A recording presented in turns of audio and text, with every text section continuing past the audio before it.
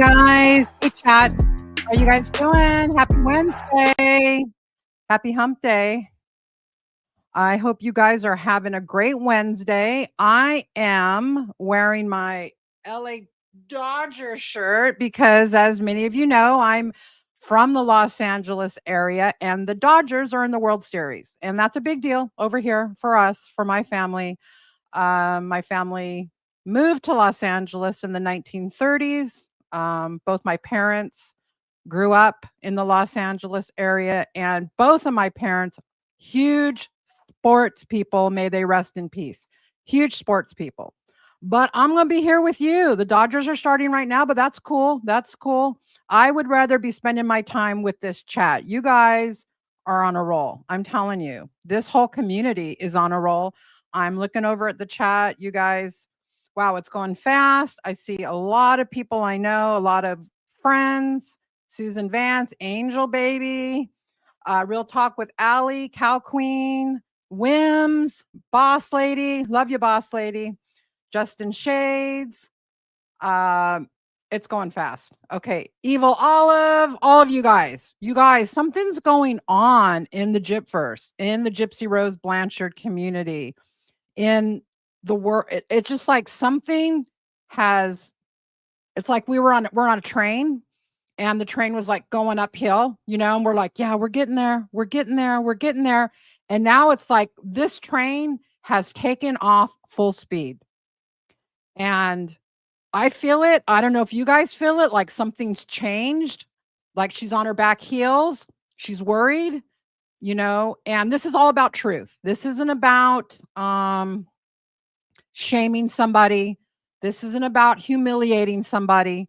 This was a murder. She murdered her mother, and nobody except for, us and our community knows the truth of the whole situation. And it was an international case. So I feel like, wow, I hope you guys are feeling it.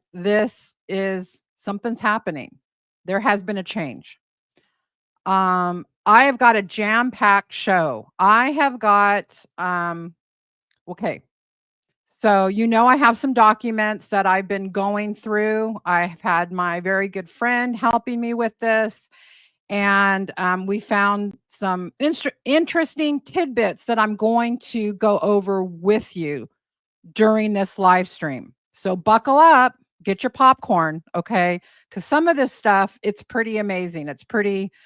Some of it you probably kind of knew, but you didn't know the whole truth to it. So we're going to get to the whole truth of some of these things. Now, I want to preface this with a lot of this is about Nick's trial, his appeals, and that kind of stuff. But we're talking a lot about Gypsy Rose Blanchard and her narrative, and just how tainted. I know that we've all said, wow, Nick didn't get a fair trial and all that. I don't think until I read these documents did I realize just how unjust it was. And we'll be getting to that. But before we get to all that, and if you've been around the Gypverse into the Gypsy Rose Blanchard case long enough, you know about a guy named Dan Glidewell, right? Dan, for those of you that don't know, Dan was like her first boyfriend, her first obsession, kind of like she thinks about Ken. This is this kind of persona in her life, this man named Dan Glidewell. Well, we always knew that Dan had testified at one of these appeals. We have the testimony. We're going to read through the testimony. We kind of knew some of the things he said in it, but we've never seen the whole testimony. Well, I'm going to show it to you today. We're going to be going over that today. So I hope you're excited about that because there's some bombshells in there too. And this is a way when you're looking at court documents and someone's sworn testimony, this is not speculation. This is on the record. But before we get to all of that, I want to shout out some of my loyal followers, loyal subs that have been here for a while. Lanky Tor, Super sticker. Thank you so much. 1999. The prison nurse has become a new member to the Becca Scoops community. Welcome and thank you so much. I hope you enjoyed the live stream.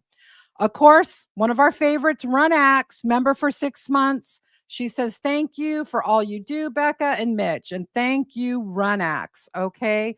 Blanche has become a new member. Welcome to you too. Thank you. Thank you so much. We really appreciate all of the support, especially new members. Wims has been a member. She's come new member again. Wims, one of my mods. Thank you, Wims.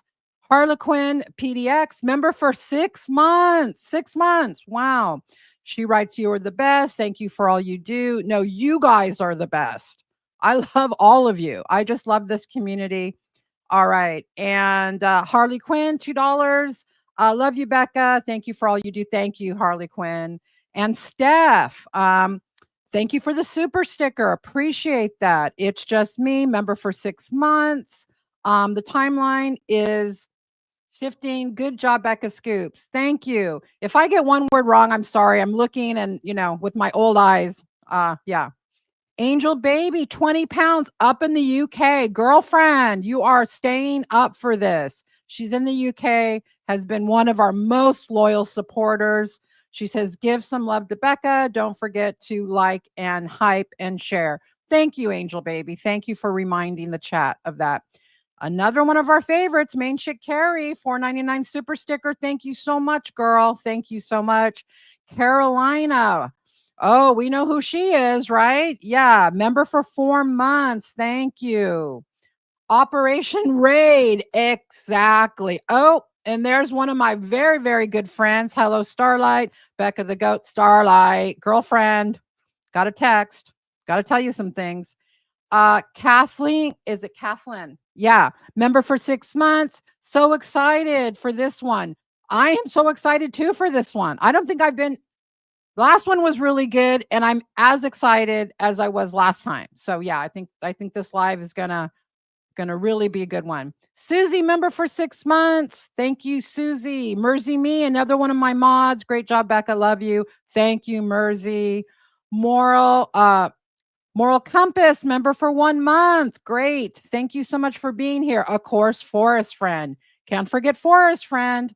Thank you so much for a super sticker, $4.99. Susan Ryan, my oldest mod, not chronologically. I don't know how old she is, but she's been with me from the beginning. Thank you, Susan, for the super sticker. Oh, no. Angel Baby has gifted 5 Becca Scoop memberships. If you got a membership from her, you thank Angel Baby, and I thank her. She's a wonderful woman. I'm telling you guys. Holly Suzanne, she's been a member in the past. I know that. And she's become a member again. Thank you, Holly Suzanne. Barry in Bed says, someone called what you do a truth movement. Oh my gosh, really? Well, that is the biggest compliment. That is one of the thank you, Barry in Bed. That is one of the biggest compliments I can get because that's all I'm doing. I'm on the side of truth. That's what I'm on the side of. Real Talk with Allie, $10. Thank you, Becca, for all your hard work. No, thank you for being here. Thank you for supporting me. Really appreciate it. And of course, we all know Popcorn and Smut, member for 3 months. Love you, Becca. Looking forward to your live. Thank you, Popcorn and Smut. Thank you for being here. Carolina again. Carolina girl, thank you for all you do, Becca. Love your content. Thank you. And thank you. She's the one, you guys, that is put in for the 200 videos. She's the one. So thank her. She's the one. She has emailed me the receipts on that. It's not like she's making it up. No, she actually did put in for those. And fingers crossed, if you guys are praying, people pray that those 200 videos come through. That would be amazing for our movement. Anne Francis, another one of my favorites. Keep pounding, Becca. Thank you, Anne. Thank you so much, girl. Let's see. Hard to read that one. Sorry. I'm going to put my glasses on here for a minute. Catsman Lady, 1978, a member for 5 months. Love you, Becca. Thank you for all you do. Thank you. Thank you. Blanche, a $10 super sticker. Amazing, Blanche. Thank you. You guys welcome Julia. She has become a new member to the Becca Scoops family. Welcome, Julia. McCafflin, member for 1 month. Thank you for spreading the truth. Thank you for being here. Ms. Lady, I know who you are too. I've been waiting for this for days. Go Team Truth. Thank you so much for being here. Fox and Faye, $2 super sticker. LA Girl, new member. Messy Sweets, $2. I've been trying to email Mod. I love you. Okay. Yeah, I'm sorry. I'm behind a little bit in my emails. If you guys still want a mod, put mod in the, in the RE so I know that it's a mod for mod. And if you could give me the link to your YouTube in the email, that would save me a lot of time going back and forth. So if you want to become a mod, please, I'm not ignoring you. Again, like I said last time, I'm not ignoring you. Okay, great. So I think we're done with that for right now, and we can move on to the show. All right, so we're going to go ahead and go to live here for the comments. I'm going to put them up on the there so we can all see them. And all right, away we go. All right, before we get to all of the interesting new stuff that I found in these documents, let's talk about why I think this truth movement is like, blazing right now. Something happened, and Gypsy Rose decided, I'm sure if you were over on the Snark page, you might have seen this. We're going to go over it. Let's go over this first, okay? Gypsy Rose decided she's so worried about how people are viewing her right now that she decided she was going to, I can't even believe she tried this, edit her own Wikipedia page. Okay, let's go over this for a minute, all right? Because it's hysterical. It is just so funny. All right. So she attempts to write her own Wikipedia page. Is she for real? Does she actually think Wikipedia is going to allow her to edit her own page? What are you smoking, Gypsy? What are you smoking, girlfriend? I don't think this is a good look now that it's all come out. All right. And so this is what happens. Here's what happened. So the Wikipedia guy says, hello, I'm Tony. I noticed you added or changed content in the article, Gypsy Rose Blanchard, but you didn't provide a reliable source. Duh. On Wikipedia, it's important that article content be verifiable. Verifiable, Gypsy. If you'd like to resubmit your change with a citation, your edit is archived in the page history. If you have any questions, blah, blah, blah, blah, blah. Gypsy, I am Gypsy Rose Blanchard, whom this article is about. Yeah, Gypsy, no kidding. You can't write your own Wikipedia page. Not allowed, Gypsy. Why would you think you could just go over there? You're so entitled. You're such a narcissist. You actually think you can go over there and write your own Wikipedia page? What do you guys think? Is this like crazy? I mean, it is like the funniest thing I've heard in a long time. All right. So, how do I apply a source? You guys, do you know what her source is? I know some of you already know, but go ahead, guess. It's her own written memoir.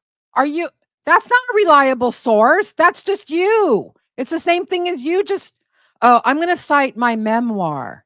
Well, how is that fact checked? It's a memoir. You wrote it with some ghostwriters.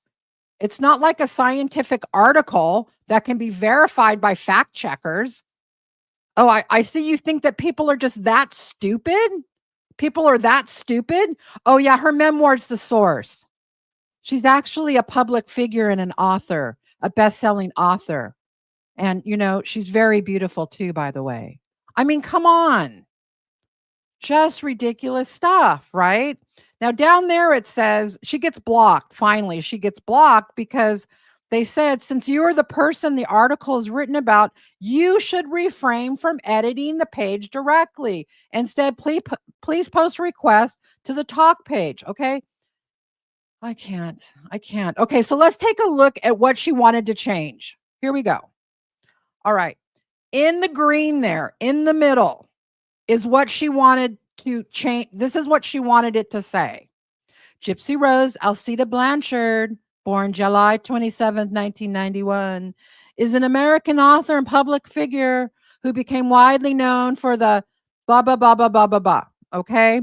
The case drew national attention due to allegations that Dee Dee Blanchard had subjected her daughter to prolonged medical child abuse, consistent with Munchausen syndrome by proxy. Reports. Okay. I think I forgot to upload this one thing. Oh, no, I didn't. Wait, did I? Yeah, I think I did. Okay. In the Wikipedia page now, if you guys go over there, this is why I think like our little, train is ablazing. It has been changed. It says that the Munchausen by proxy, I'm just paraphrasing here. The Munchausen by proxy cannot be it wasn't verified. That's what it says on her real Wikipedia page now. And that's why she's freaking out. And that's why she wanted to change this, because she sees that if she loses the Munchausen by proxy argument, if people start seeing that, people start going to Wikipedia and going, what? What do you mean? I mean, everyone thinks her mom had Munchausen. And in the Wikipedia page now, this is what I was most shocked by. It says, no, that's not really verifiable. Okay. That's why she went ballistic on the Wikipedia page. That's why she tried to do this. That's why I'm saying the universe is smiling at us. Something has changed. If Wikipedia has changed that, Wikipedia is a main source. It's not in the media, but it's Wikipedia, right? And so it's mainstream. My point is, to me, that's the first indication that we are making some major headway, and Gypsy's no fool. She knows it.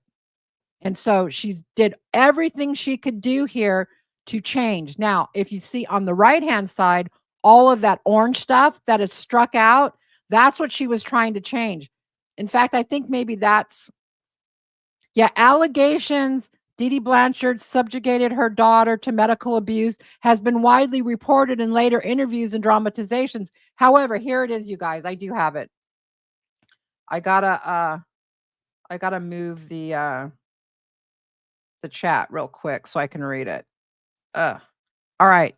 So see there in the orange, it says this is what it actually reads. She crossed it out, but this is what it actually says on the page right now. This is what it reads. Allegations that Dee Dee Blanchard subjected her daughter to medical abuse have been widely reported in later interviews and dramatizations. However, these claims originate from Gypsy Rose Blanchard's own accounts and subsequent media portrayals and have not been substantiated by any medical or legal finding. Boom. Boom, you guys. That's what it says. She's trying to cross it out here. She's trying to cross it out here and to fill it with her own freaking nonsense narrative. Yeah, didn't work. Now you're blocked. They don't want you anymore over on, don't go and try to do that. Don't try to do it because you're blocked. Okay. They're not going to let you. So that's why what I just read to you guys is what is on the Wikipedia page now. And that's huge. That's huge. Okay. All right. So let's dig in to some of this stuff with, let me put your comments back up, with Nick. All right. And what some of this new information is. Now, to understand this new information, we have to have a little bit of a background. Okay. So let me bring up this first. It's going to help me talk to you guys about this. So what Nick's attorney, and this is a little bit boring, but to understand all of the bombshells, you have to understand this part. Okay. So what Nick's attorneys were trying to say on appeal, what they were arguing, saying, look, he didn't get a fair trial, and here's why he didn't get a fair trial. One, expert testimony regarding petitioner's diminished capacity was erroneously excluded. What does that mean? Nick's defense was he was using the diminished capacity defense, not to be confused with not guilty by reason of insanity. So he wasn't using the insanity, but it was diminished capacity due to his autism. Okay. So his attorneys were saying here, look, this was excluded. Why was it excluded? Well, because Nick's attorneys did not get an actual autism expert to testify. They had a psychologist, sure, but he wasn't an expert in autism. Thus, he could not explain to the jury why Nick's autism would have been a mitigating factor. And here's what they were trying to go for. They were trying to go for manslaughter, where if he would have been found guilty just of manslaughter, he would have probably gotten 10 to 20 years, something like that. Okay. That's what they were hoping for. Okay. So his attorneys didn't do that. The second thing is that the state allowed a psychiatrist on their side for the prosecution who they shouldn't have allowed, because his take on Nick, this is their argument, wasn't right. Okay. Number 3 is about his Miranda rights. They're saying that Nick didn't have the capacity to understand his Miranda rights, and that should have been suppressed, meaning that his whole confession would have been thrown out if they won on this one point. If the judge would have suppressed the Miranda rights, all of that interrogation that we've all seen would have been thrown out. It would not have been part. They wouldn't have been able to use it at all. And he would have had a much better chance at that point. And the fourth and final reason they say that Nick didn't get a fair trial, this is per his attorneys, is that the trial counsel was ineffective for failing to investigate and present the neuropsychologist. That's the autism expert. Okay, that's the background. Got that out of the way. All right. Now, something that was very shocking to me was I didn't realize the media that was involved, how Gypsy's team actively made sure that before Nick went to trial, these specials aired. Get this. Before Nick went to trial, Mommy, Dead, and Dearest aired on HBO on May 16th, 2017. Next, the 2-part Dr. Phil interview aired on November 21st and 22nd, 2017. ABC 2020 Gypsy Rose Blanchard episode aired January 5th, 2018. And then Gypsy's Revenge aired just 1 week before Nick went to trial. So what happens when this happens? Of course, you guys understand this, right? You are tainting the jury pool, not just locally, but nationally, right? All of these specials were pro-Gypsy and anti-Nick. And we also found out, and I touched on this a little bit on the last live, we also found out that for the Mommy, Dead, and Dearest documentary, and probably for all of these other ones, that Gypsy and her attorney, Mike Stanfield, leaked the information to Mommy, Dead, and Dearest, which they should not have. That is a huge no-no. And there was no sanctions put on them. The DA didn't do anything to them. And you're going to see that actual in testimony that I'm going to get to in a minute, where Nick's attorney talks about how he found out that it was Mike Stanfield, at the direction of Gypsy Rose Blanchard and her parents, to go ahead and leak all of their discovery from the case to these media outlets so they could make their documentaries and specials. Now, in contrast to that, just to show you how crazy this is, all right? In contrast to this, do you guys remember a little trial, a little other true crime case called the Chad Daybell and Lori Vallow Daybell trials, right? Does everyone remember those? I'm sure you do. This was also national cases, right? This was a national case. But here's the difference. Here's the difference, you guys. Up here, jurors, after they were on the trial, when they were leaving, after they gave their verdict in these cases, the jurors were unaware that who Lori Vallow was.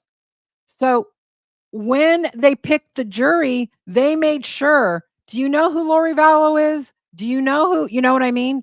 They made sure that the jurors knew nothing about the case. Now, this is going to be different with what happens with Nick's case. All right. Look on the right-hand side there. Question. This is during the appeal. Question.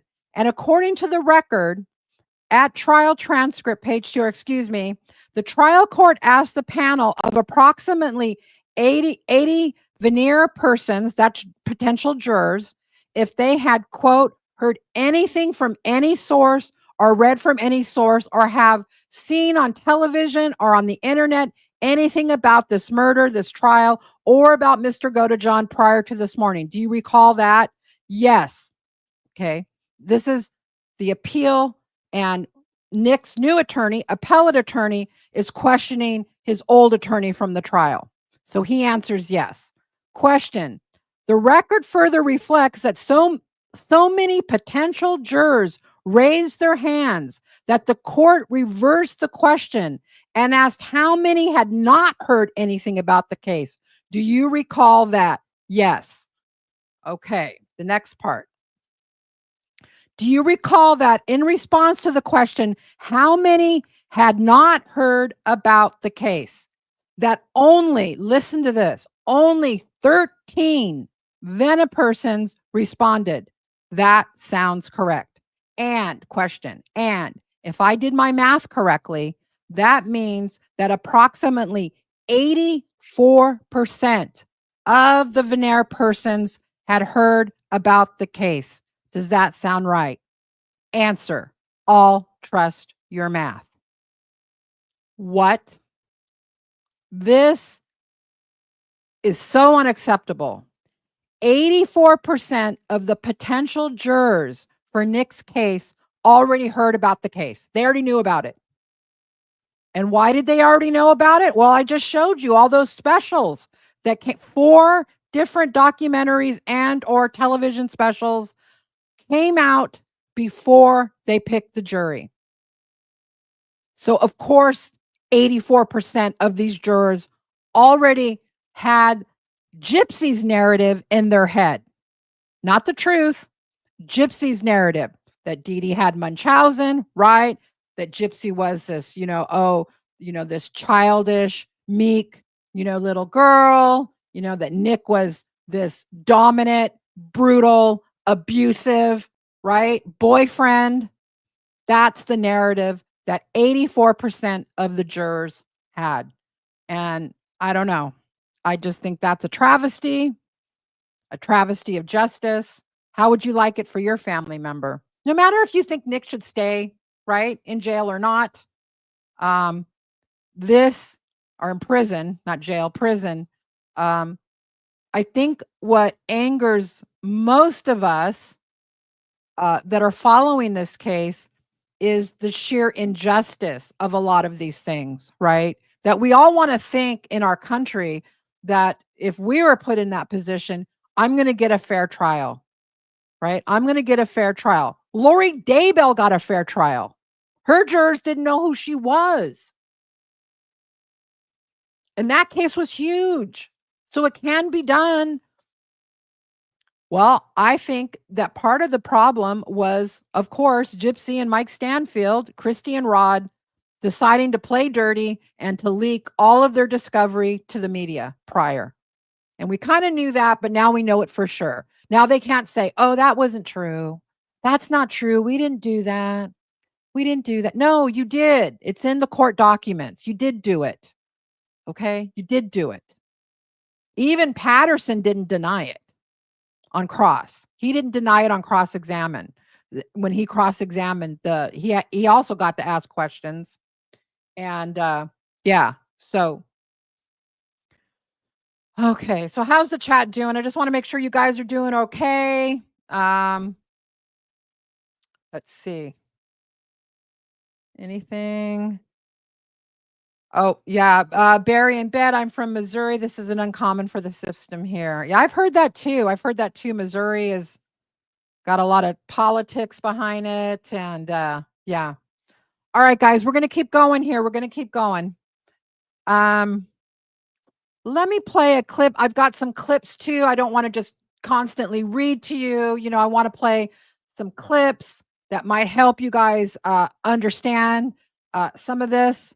It kind of takes you back to that time. And this one clip to me is pretty telling because the anchor in this, listen to what the anchor in this one news segment says about Gypsy. Testimony about Nick and his involvement. Did you and Nick ever talk about this? Yes, Who initially brought up killing your mother? I did. Why not just tell somebody rather than kill your mother? Why was that not an option? I truly didn't believe that nobody would believe me if I told anyone. My mother had legal documents in place saying that I was incompetent, and I thought that meant that if I went to anyone, the police, or told anyone, she would just have them convinced that I was making everything up. And what was going on in your home life that made you reach the point where you did that, or made that decision? I was growing increasingly desperate to get out of my home life. Did you tell Nick that? Yes. And what was your mom doing that caused you to be more desperate? Things were getting physically and more physically abusive. The hitting was more. Did you hear that? There's going to be some legal guy talking after this. That's very interesting. But I want to pause it here because, things were becoming more abusive. What happened to the surgery? What happened to the surgery to your throat? Where did that go? Huh? That's interesting. So, yeah, what happened? The starving was more. Hey, Kresha, thanks for joining us. Dr. John does that licky thing. He does. You guys welcome Kresha. She's in the chat. This is Kay Woodcock of the Lori Daybell trial. Kay Woodcock is the grandmother, I believe, of JJ. Kresha is her daughter. Thank you for joining us. Yeah, Dr. John Matthias is what she's talking about. Does the licky thing that Jip Jip does. What is this phenomenon again? Keep exposing, and thanks for your support of my family. Oh, of course, Kresha. Thank you. Love always wins. Thank you so much, Kresha, for being here. Really appreciate it. You guys should go check out her channel. I'll try to get her. I'll get her link. Kresha, feel free to put the link to your YouTube channel in the chat. Now, you mentioned you were in a wheelchair. Were you required to act any certain way when you were in a wheelchair? Yes, sir. How was that? She would have me stay very quiet and pretend like I couldn't walk. That is Gypsy Rose Blanchard. She's on the stand now testifying on cross-examination. She is the daughter of the murder victim. Her boyfriend is the defendant. She was a defendant until she cut a deal for second-degree murder and got 10 years. On Skype with me is Matt Mangino. Matt, I'm going to hire you now as Mr. Godejohn's attorney. How do you handle this witness and get from her what you need to help your client? Well, I think that they're going to try to make some hay out of the fact that she says, hey, this was my idea, and I forced him, Nicholas Godejohn, to go along with it. But I don't know that that's really a great line of questioning. Certainly you may want to get into it, but that doesn't provide him with any justification for what he did. The idea that she manipulated him, maybe could in some way mitigate his responsibility. She certainly says that it was her idea, but he committed the murder. It certainly doesn't look good for her, but she's already pled guilty to second-degree murder. In this case, it's not about her. It's about Nicholas Godejohn. I think if she had come off on the stand as this demanding, hard-hitting young woman and not this meek, mild, kind of mousy person, I think the defense would be better off. But that's the part. If she would have, so this guy even clocked her. This guy who really probably doesn't know very much about Gypsy Rose Blanchard or this case at all. Listen to what he says. She came out like this meek person, right? This mousy little child on the stand. John. You know, I think if she had come off on the stand as this demanding, hard-hitting young woman and not this meek, mild, kind of mousy person, I think the defense would be better off. Wouldn't they have been better off? Well, yeah, I mean, certainly it may have in some way, you know. His point here is that if she's the manipulator, right? She's the mastermind, but she's like, I'm Gypsy Rose Blanchard. I'm Gypsy Rose, right? That's his point. That's his point. So I just wanted to show you guys that. All right. Let's get to some testimony from Dr. Wasserman. But before we get to that, let me see what's going on here. Chili Tarts. Gyps is currently having her minions change everything on our wiki page to appear in a more favorable light with all your documentation and the need for wiki citations. Maybe later you'll find some time. Yep. Thank you so much for that. I don't know it's not going to work. You can't change your wiki page. Even the guy was like, it's written about you. You can't cite your memoir, for Christ's sake. You know, it's ridiculous. Like, who wrote your memoir? Oh, you did. Oh, so you're your own source. Are we stupid? Oh my gosh. All right. Let's go to some spicy testimony from Dr. Wasserman during the appeal. So Dr. Wasserman, for you guys that don't know, he was the actual autism expert, okay? He didn't get to testify during the trial, but they brought him on during the appeals like they did Dan Glidewell, and we'll get to Dan Glidewell after this. But let's take a look at Dr. Wasserman. The court, which is the judge, says, because in the Damona videos, she portrays herself as the master and he the slave, as I understand your testimony. So the judge is saying here to Dr. Wasserman is testifying. He's viewed all the videos, all of those 200 videos, and the judge is saying in the Damona videos, she portrays herself as the master and he, Nick, the slave, as I understand your testimony. And Wasserman says, that's correct, Your Honor. And the judge says, but in other videos, there's different roles. For example, where he says, quote, I'm the master and you're the slave, end quote. Wasserman says, well, actually, Your Honor, he doesn't say that. She says that. Did you get that? He doesn't say that. She's in charge of even that. She's in charge of it all, is what Wasserman's saying. That Nick never comes up and says, well, I'm the master now, you're the slave. No, Wasserman says, well, actually, Your Honor, he doesn't say that. She says that. The judge says, oh, okay. So what do I gather from the totality? Meaning, what do I gather from all of this? All of this. And now the appeals attorney weighs in and says, yes. And the answer, okay, I hope he's ready. And now Wasserman says, these were instructional videos as far as I was concerned. These were videos for an autistic kid. They get their information about the social network, the social requirements of the relationship from the structure induced in the video. Not from this, not from the outside structure, but from the video structure. In this case, he wasn't getting it from anywhere else. He was getting it from the videos. And he was receiving instructions from these various personae, meaning all of Gypsy's different characters, about what he was supposed to do. The nature of love, for example. In a lot of those videos, the nature of love was behavior. Quote, if you love me, you will do this. If you love me, you will do that, end quote. They were instructional videos that basically demonstrated how to stab somebody. There were instructional videos that basically told him what the rewards would be for appropriate behavior. And there were instructional videos that told him what the punishment would be for behavior that this person didn't like, meaning the persona that Gypsy was playing didn't like. So to me, This was a process of shaping a person who had social deficits into action of some form that would demonstrate his love for her.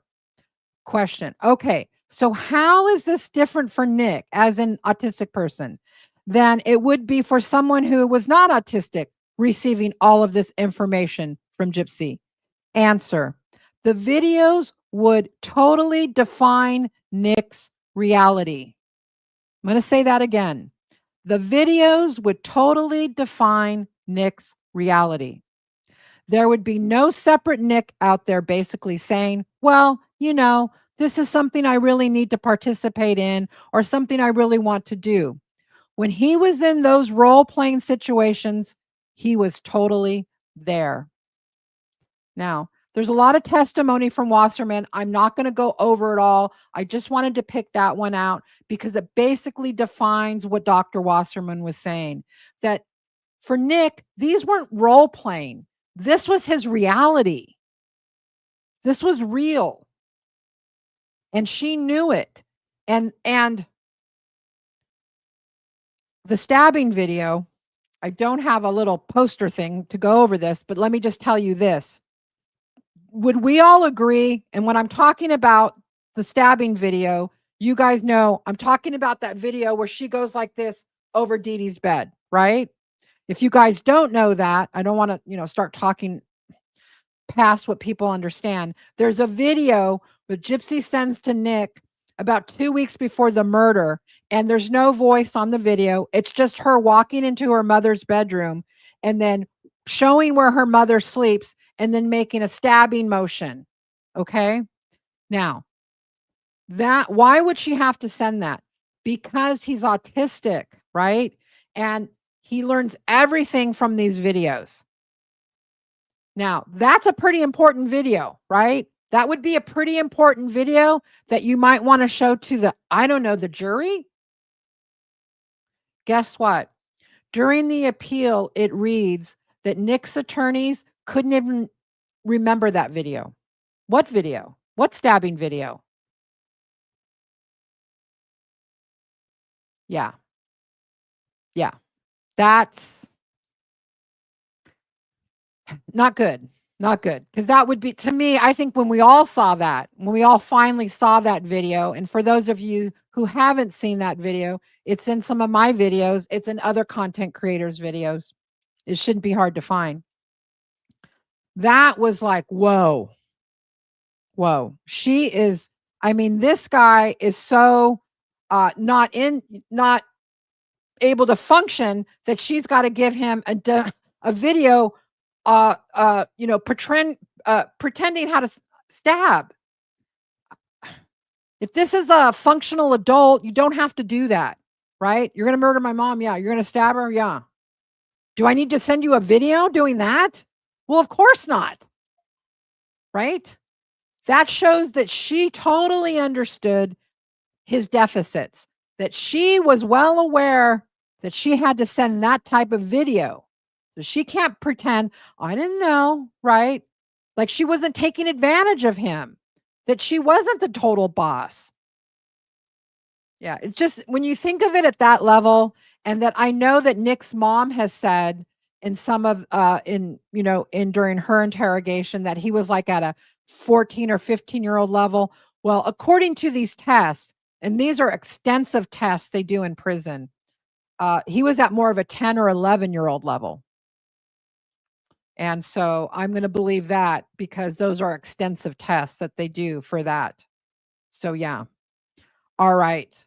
Let's get to Dan Glidewell's testimony. Now, I said in the beginning who Dan Glidewell is. He was Gypsy's first paramour, her first obsession. Dan was the reason she shot her mother 10 times, which turned out to be a BB gun, right?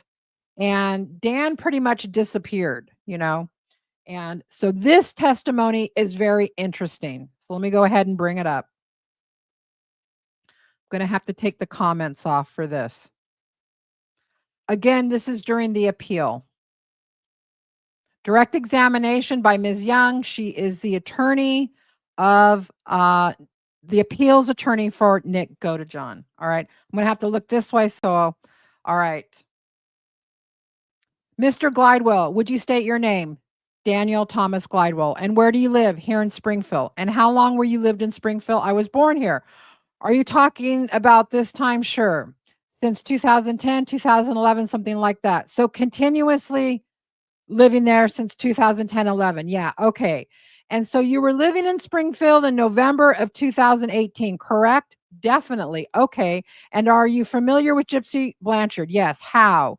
We originally met at Springfield Science Fiction Fantasy Convention, VisiCon.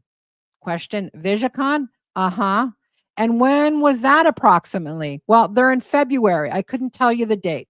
Okay, we'll come back to that. But it was February because that's when he answers, VisiCon is. Okay, the attorney says. And then you met her originally there. And how did you stay in touch? What was your relationship like?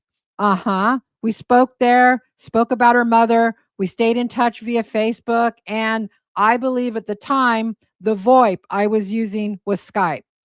Voice over IP? Question, voice over internet protocol? Answer, yes. Okay. So is that a way to answer? It's like a telephone on your computer. Question, could you see each other as well? Answer, if you've got a camera plugged in, yeah. Question, okay. And did you communicate that way with Gypsy? Answer, yeah. I run raids in video games. I'm set up for all that.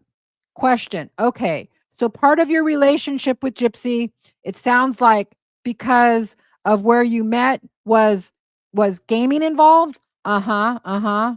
The court, is that a yes? Answer, yes, sorry. Question, and what did Gypsy tell you about her being in a wheelchair? Now, here's Mr. Patterson. This is the DA. He's coming in here now. Objection, relevance. He doesn't want this question asked. Does not want this question asked. The judge says, I'll allow it just to move it along. Answer, that was something that her mother made her do. That anything wrong with her was a result of unneeded medical treatment. Question, okay, did she tell you she was sick? Answer, weak from whatever they did when she'd leave town for a period of time to go for treatment. That's a sidebar. That's a weird answer. Weak, like weak, physically weak. Weak from, did she tell you she was sick? He answers weak from whatever they did when she leave town for a period of time.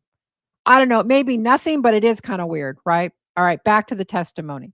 Question, okay, did your relationship evolve over time? Answer, yeah. I mean, at the convention, it was, just kind of getting to know you thing, but talking over the internet and such, it developed.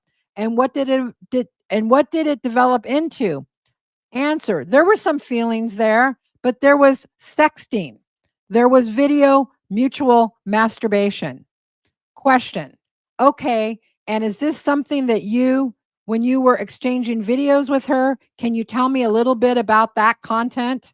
Oh God, do we have to? When you say mutual masturbation, what is she doing? Do we have to go there? Oh my God. Is she using instruments? Is she? Answer, she did from time to time. Yes. Do you remember? Answer, she had a toothbrush, motorized toothbrush. She seemed to enjoy. Question, okay. And is this something, I can't, just got to pause for a minute. Whew. Okay. And is this something you needed to direct her to do or asked her to do or something she seemed to have not done before? It's an awkward way they said this, but basically, again, the question, is this something you needed to direct her to do using this toothbrush, right? Or asked her to do? Is it you the one that was like, you got to go use that toothbrush? Or she seemed to have not done this before? Answer, no, she was doing what she wanted to do, right there. Okay.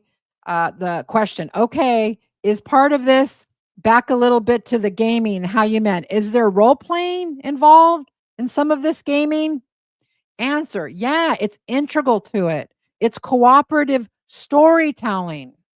Now remember, I'm gonna sidebar here. Now remember, Gypsy was like, I just heard a video. I was, looking for content today where she says, I was just so naive when I met Nick. I didn't know anything about BDSM. I didn't know anything about the role playing. He was like these different people. I didn't understand it. Such a liar. Such a liar. I mean, we kind of knew this, but here's the testimony, right? Here is the testimony where Gypsy cannot now say, "Nuh-uh, that's not true." And that's or any of her lieutenants that seem to carry on night after night over on TikTok. They can't come up and say, that's not true. No, it's right here. It's right here. Okay, so question, cooperative storytelling. Okay, so do you, when you're, absent of the sexting and the sexually explicit type of videos, are you role playing when you're doing this gaming? Answer. We would role play just casually, like on the phone call. I started role playing in 2nd grade on the bus. Question. Okay. Answer. So it's pretty much a part of my life. Question. And this is something kind of that the gaming community engages in? Answer. Question. And when you, back to the relationship, as it developed into the sexting and into the exchange of videos, did Gypsy have any kind of specific persona?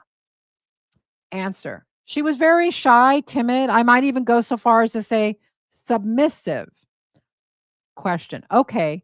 Then he answers again, but she did. I don't know. Question. So when you say submissive, is there in this kind of role play, is it kind of typical for somebody to be submissive, to be dominant? How does that? Hold on, guys. We got a My Little Pony. All right. Hold on.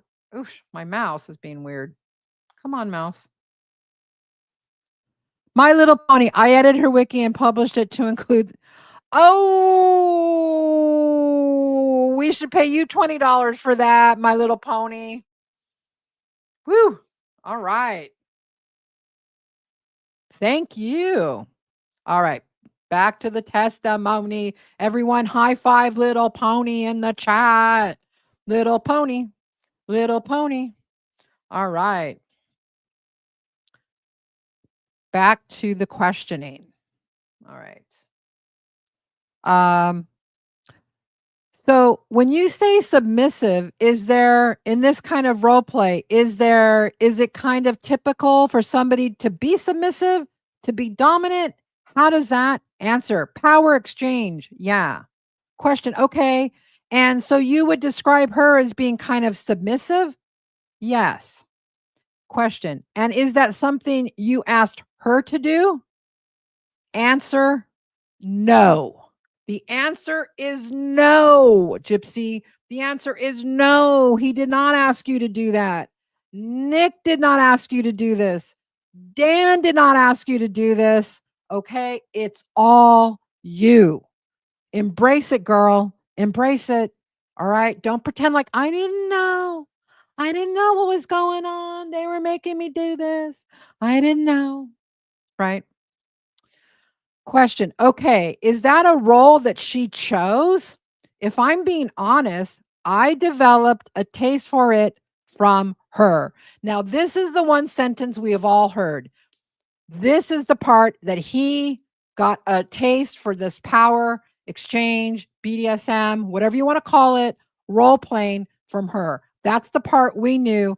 And here's that in the testimony. Here's that answer right in the testimony.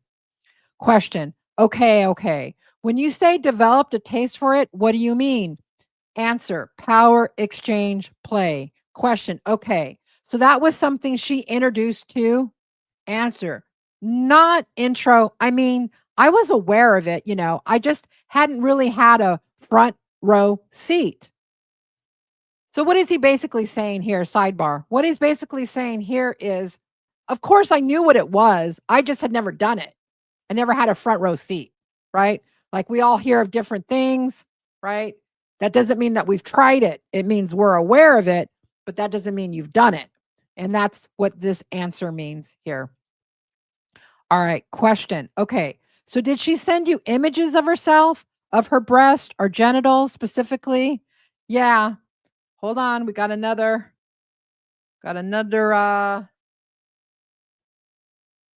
Whew. All right. I don't know. My chat is behind here. I'm sorry. I wanted to put that Jill B's. Why is my chat so far behind? Sorry, guys. Anyways, I'll just read it. Jill B. One, I was watching Bailey Sarian, who does makeup, murder, and mystery, and a series called Dark History Stories. She recently did where they are now on the Menendez brothers and Casey and Anthony. I commented she should do GRB. Yeah, in fact, Jill B, thank you so much. Thank you so much for the $27.99. Really, really appreciate that. I think also, Jill, and I think you guys probably know, a lot of you know this too, that she had Gypsy Rose in that video that she put out. And it got so crazy. I was going to go over this later, but I'll just make a brief statement here on it. So she had Gypsy in the video. And the Gypverse community, this is what I mean about that train blazing down the track. The train went right over to her comment section and was like, Bailey, you don't know what's going on in this case. You don't know, girlfriend. And it was such an overwhelming amount of comments and blowback in her comment section. And this is someone who has 8 million followers, right? 8 million followers. You would think she wouldn't do anything to take that out. She actually edited out the Gypsy Rose part and said, yeah, I'm going to need to do more research into that. So that's another big win for us. Just like the Wikipedia page, this is another big win for us. And hopefully, again, fingers crossed, this content creator, Bailey, with 8 million followers, does follow up and does some research and gets the Gypsy Rose case right, gets the truth out. That would be huge, right? Huge. All right. Dan Glidewell's not very, his testimony is not very long. We're almost done. Let's get to the rest of it. Okay. Let me go back to, so was that something she introduced you to? No, not introduced. I mean, I was aware of it, I just hadn't really had a front row seat. Question. Okay. So did she send you images of herself, of her breasts, of her breast or genitals specifically? Yeah. And she would dress up, put on costumes. Oh my God, not Gypsy. Gypsy doesn't put on costumes, right? Gypsy? No, I don't think so. All right. Did she ever use a name like a character name? Question, role-playing name, character name. Answer, yeah. Do you recall that name? What that name was? Or answer, I don't. Question, were there multiple names? Question, or did she have one name? No, he answers. No, there were multiple. I do remember at one point she asked for my help in coming up with one. Question, okay. Answer, but I don't remember what it was. Question, okay. Now, at some point, did you have an impression? What age did Gypsy tell you what she was? Thanks, Lanky Tor. Epic fail. That's right, girlfriend. All right. So, sorry. All right. Now, at some point, did Gypsy have an impression? What age did she tell you she was? This kind of gets good right here, too, about the age thing. Answer. Okay. So you know about my injury. This is Glidewell. So you know about my injury? I don't. I know. She told me she was over 18. I know that. When she came to the hospital, she had an entire notebook full of ID. What? I mean, a lot of us knew she took a notebook and stuff. For those of you that are new to the case or relatively new, what Dan Glidewell, one of Gypsy's first boyfriends, is referring to here is when she snuck out of her mother's house in the middle of the night without her wheelchair, got herself a ride down to the hospital because he had been hospitalized for some injury. And so that's what this lawyer is talking about. And the whole question was, there's always this weird thing about Gypsy's age, as most of us know. He was way older than her. I think he was in his 30s at this point.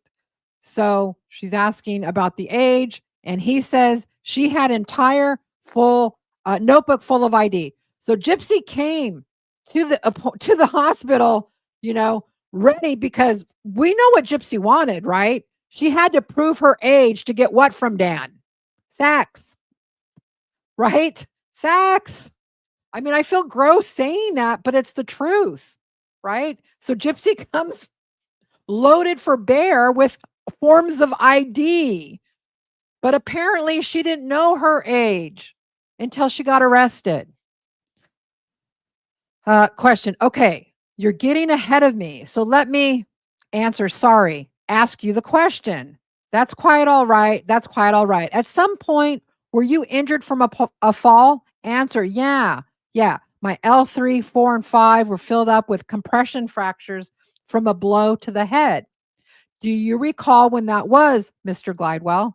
Answer. A few days before the event where she came to the hospital. Question. Okay. Answer. It was my second trip up there, I think. Now the judge weighs in. You can just face her. Oh, he's telling her to face the court reporter. So just forget that part. Okay. Question.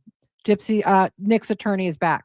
Nick's attorney. If Gypsy testified at a previous proceeding that she had come to see you at the hospital in spring of 2011, would that seem correct? Answer. That does not. Well, no. Give me a second. 2011? You said spring? Yeah, spring of 2011. Thank you so much, Angel Baby. Staying up in the UK, 50 pounds. Thank you so much. Really appreciate that. Really, really appreciate that. Okay, so that doesn't track. So he's kind of confused. Dan is kind of confused here about the timing. He answers that doesn't track. Not unless they did VisiCon a different time that year. Question. Okay. So wait, I apologize for this, guys. That's Glidewell talking, not me. Question. Oh, that's quite all right. So let me ask you this. Answer. VisiCon that year happened. No, my son was born shortly before. So it would have to have been sometime in February. But my back wasn't broken then. No, that tracks. So they're having like this kind of discussion about the timing of VisionCon. He's a little confused. I don't think this is a big deal, but this is the testimony, so I'm going over it. Okay, so let's talk a little bit about, we'll roll back to that, but at some point you said you were injured from a fall. Yes. And where did you have to go to the hospital? What happened? You had to go to the hospital. What happened? Yeah. He says, yeah, like I said, I broke my L3, 4, and 5. I had multiple compression fractures, all 3 of those vertebrae from a blow to the head. It's like if you take a stack of M&Ms and press on the top of the bottom, it's not necessarily the top and the bottom that break. Question. So did you go to? I did. Well, the court reporter interrupts. Where did you go for treatment after the fall? Then the question comes back, attorney. Where did you go for treatment after the fall? Answer. The hospital that she came to was Cox South, or yes, Cox South. And that's here in Springfield? Yes. Now, how did that come to be that she came to you while you were in the hospital? Answer. I don't recall who contacted who because like I said, my brains were scrambled. I couldn't read. She would have almost had to have contacted me because I don't think I could dial my phone at that time. There again, Gypsy, she's always the one making the advance on the man. She doesn't let the man ever come to her. She's always the one asking to get married, asking to, with Nick. After 1 week, she asks Nick, will you be my boyfriend? She is constantly the aggressor in these romantic relationships. I have never seen one time and I'm talking even including the prison emails, where a man comes on to her first. She is so aggressive sexually, so aggressive romantically. Okay. And then he says, and my cousin was there to look at the ID for me. Now, did you guys hear this? She comes loaded for bear with her ID, because I told you the reason for the ID is why. Why would she have to show her ID to him, right? Why? For what reason? Because he doesn't believe her that she's 18? Anything? Amelia Diaz, thank you so much. Thank you. Thank you, Amelia. Thank you. Thank you. Thank you for all you do. It's working, y'all. It is. It is. Thank you. All right. So back to my point here. He's saying, and my cousin was there to look at the ID for me. Interesting, right? Dan wants to know, his brain is scrambled.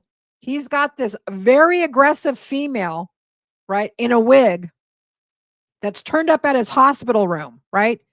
His brain is scrambled. He's got compression fractures, and she insists. He's like, I know that I didn't tell her to come down here. It had to be her, right? She finds out he's in the hospital, because Gypsy's all over this guy, right?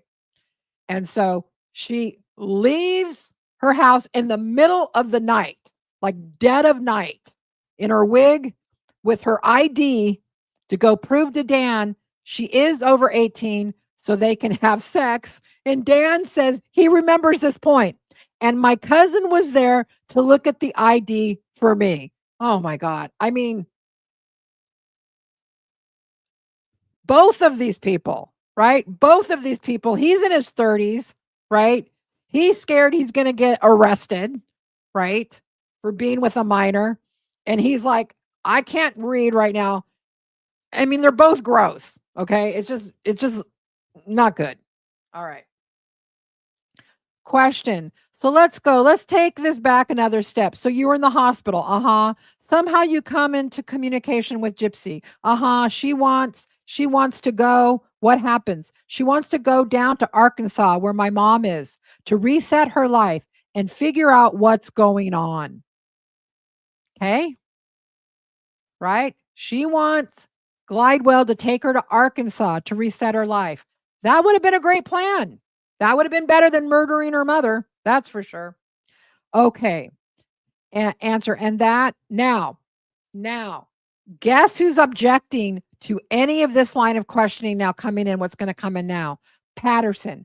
Patterson says objection. What is he objecting to? He's objecting to the answer. He doesn't want this story to be told. She wants to go down to Arkansas, where my mom is, to reset her life and figure out what's going on. Patterson, objection. Move to strike, also hearsay. He's saying that what Dan's telling the court is hearsay because he's saying what Gypsy told him, hearsay. Oh, prison nurse. Thank you. Thank you so much. Keep pushing, Becca. You are the voice for justice. We are doing amazing things. We are prison nurse. We are doing amazing things. Thank you so much. Okay. So the court sustains that objection. The judge says, okay, I'm going to sustain that. And the judge then says, where are we going with all this? So the judge knows that Patterson has objected to this line of questioning, and he's saying, where are we going? Because the judge wants to know, is this a line of questioning that we could go? He's checking with Nick's attorney. What are you trying to bring out here? That's what the judge is asking her. And the attorney says, Judge, there's a claim in the amended motion that trial counsel failed to present evidence to contradict the state's theory and to call witnesses to contradict the state's theory and support their theory that to contradict the theory that Nick was motivated to commit this crime because he wanted to have Nick to have Gypsy as a sex slave, and that he coerced her into these role plays where he was the dominant one and she was the submissive, and essentially that my client was a sexual deviant, meaning Nick, and that this was what motivated this crime. So this line of questioning for Mr. Glidewell goes to counter the state's theory. Now there's a lot to unpack there. Let's unpack it. This attorney is saying that the state's theory is that Nick was motivated to commit the crime because he wanted to have Gypsy as a sex slave. And that he was coerced, and that he coerced her, that he made her do these role plays where he was the dominant one and she was the submissive one. Right? And we know it's virtually We know it's virtually the opposite, and so does this attorney. And this attorney wants to use Dan Glidewell to prove these points, that it was Gypsy that was into the role playing. He's kind of established that already prior, but I think this attorney wants to go in deeper into these points of these role playing, this BDSM stuff. The attorney wants to prove that it wasn't Nick, it was Gypsy that was coercing these men to do these things, right? Okay. The judge says, based on the prior relationship, you mean? And that means, yeah. And then the attorney says, based on the prior relationship, based on the activity that she engaged with Mr. Glidewell, yes. So just like I said, this attorney wants to use the relationship with Dan to prove the relationship with Nick would be similar, right? That this is how she conducts herself in these sexual romantic relationships. Now, Patterson says, that's the DA, all still object. Well, of course he will. Of course he will. He doesn't want this coming in. It has nothing to do with the defendant's intent.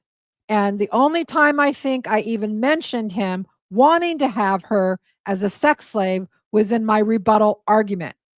To say it was our theory of the case is ludicrous. And his relationship with Gypsy has nothing to do with this defendant's motive and intent. So what Patterson is saying is calling bullshit on it. It's like, I didn't, and then he's saying that Dan's relationship with Gypsy has nothing to do with Nick's motive or intent. All right.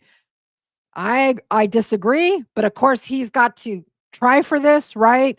Because Patterson knows the truth and he doesn't want it coming out. All right. The judge says, yeah, I don't remember that being really the state's theory, but I'll give you a little leeway here. So the judge is saying, he's agreeing with Patterson, but he said, I'll give you a little leeway. I'll let you go ahead. But maybe we could cut to the chase that, I mean, you've gotten some out that she was a submissive one, but I don't need to know about, what I don't need to know about is Vigicon and Nick's attorney says, sure. Now she's going to continuing questioning Dan.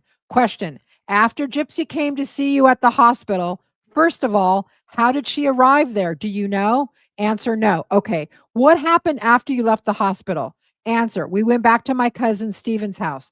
Question, okay. And the next morning, who arrived at your answer? Her mother was basically pulling us out of bed. Her mother was basically pulling us out of bed. Wow. Okay. I didn't know that part, right? That wasn't in the Hulu. That wasn't in the act, right? Sorry, my chat's a little behind. Give me 1 minute. All right. So, where am I at? Her mother was basically pulling us out of bed. Okay. And did you stay in contact after that? Answer, somewhat. It was very clandestine at that point. Okay. You said clandestine? Uh-huh. Question. Okay. Did she continue to engage in online sexting, etc.? Answer, yes. Yes, she did. Question. And at some point did you get a serious girlfriend? Yeah, I did. When was that, Dan? Answer, I couldn't tell you exactly. I apologize. I wasn't able to memorize her birthday for 4 years. So apparently this brain injury he has, that he had issues memorizing birthdays is what he's saying. Okay. So at some point let me ask you this. Did Gypsy ever mention Nicholas Godejohn to you? Mr. Patterson, the DA, objection, hearsay. The judge, I'm going to allow it for the limited purposes. Answer, well, yeah. So Dan says, yeah, she did mention him. Question, what did you know about Nicholas Godejohn? The judge then says, I'm going to sustain that. Mr. Patterson, the DA says, objection again. The judge says, don't answer that question. Don't answer that question. Okay. As being hearsay, correct? Mr. Patterson, yes. Then the judge, Nick's attorney goes on. Was there any time that Gypsy contacted you because of something that had happened with Nicholas Godejohn? Answer, yeah, I mean, Patterson again, objection calls for inferred hearsay. The court, the question is, were you contacted? The witness, yeah. The judge, okay. Nick's attorney, okay, did you ever tell Gypsy to stop contacting you? The judge says, if you remember, answer, I'm trying to remember. I know it got less and less and less. I don't recall ever saying, hey, just do not contact me anymore. Well, Boadicea, how do you say it? Your name, I'm sorry. Boadicea, I think. Welcome to becoming a member of Becca Scoops. I've seen you a lot in chat. Glad that you're here. Oh, thanks, Angel Baby. Yeah, everyone, you guys, if you could hit the like button, that would really help. All right. I know it got less and less. I don't recall ever saying, hey, just do not contact me anymore. Paula talking, this is so much work. Thank you. Oh, no. It's my pleasure. You guys, I love this. I live for this. We're almost done with Dan, so don't feel sorry for me. I love doing this. I love doing this. All right. Okay, so the question is, did you ever tell Gypsy to stop contacting you? If you remember, and he's saying, I'm trying to remember. I know it got less and less and less. I don't recall ever saying, hey, just do not contact me anymore. Well, yeah, eventually I did. When she called me from prison, I was like, hey, man, we need to just question. So let me ask you, if you know the answer to this question, Dan, were you engaging in a relationship with Gypsy before you ever heard of Nicholas Godejohn? Well, yeah. Question. Okay. And let's go back to my question earlier about if her parents' testimony was like that she'd seen you at the hospital in 2011. My previous testimony was that she'd seen you at the hospital in 2011. Does that sound right, wrong, or do you not know? Answer, well, yeah, that sounds about right. Okay. Did you ever hear from Gypsy in June of 2015? This is when the murder happened. The court, if you know. Answer, I don't know. Could you tell me what it might have been about? Kind of. Sure. Then Dan Patterson, objection, hearsay, leading. Then Nick's attorney says, let me ask you a better question, Dan. Did you hear at some point of Dee Dee Blanchard's death? Well, yeah, okay. And if I told you that was in June of 2015, do you recall hearing from Gypsy around that time? Answer, yeah, okay. That was the day she headed out of town. She called me from a Patterson, objection, hearsay, non-responsive. The court, the judge, I'll allow that. I'll allow the day that it was occurred. The conversation that occurred, I'm going to sustain. And then Nick's attorney says, I'm sorry, judge, you said you would sustain. Okay, the judge says, but what the conversation was, I'm going to sustain her end of it. Understood. Question, do you know, Dan, when you had contact from her, were you able to piece together from the time frame of when she talked to you, was that before or after Dee Dee Blanchard's death? I believe it to be after, but that's only putting it together, from when I heard it happen and what time of the day that I got the call. Amelia Diaz, $10. Becca, we love you and all your hard work. Thank you, Amelia. Thank you so much, girl. Thank you. So here Dan is saying he did get the call. It was early in the afternoon from Gypsy. Question, okay, Mr. Glidewell, did any attorneys ever talk to you prior to 2018? Now remember, why she's asking this question is because 2018 is when Nick went on trial. And what she's trying to find out is, did any of his attorneys try to bring you as a witness for him? Right? He would have been a brilliant witness for Nick, right? You would have wanted Dan Glidewell to testify about all this. It would have made the jury think, wait a minute. We're not buying her little meek, I don't know what BDSM story is, right? This would have been huge. You would have been searching the countryside for Dan Glidewell if Nick was your client, right? All right. So that's why she's asking it. And the answer is, did any attorneys ever talk to you prior to 2018? Answer, no. I wanted no part of any of this.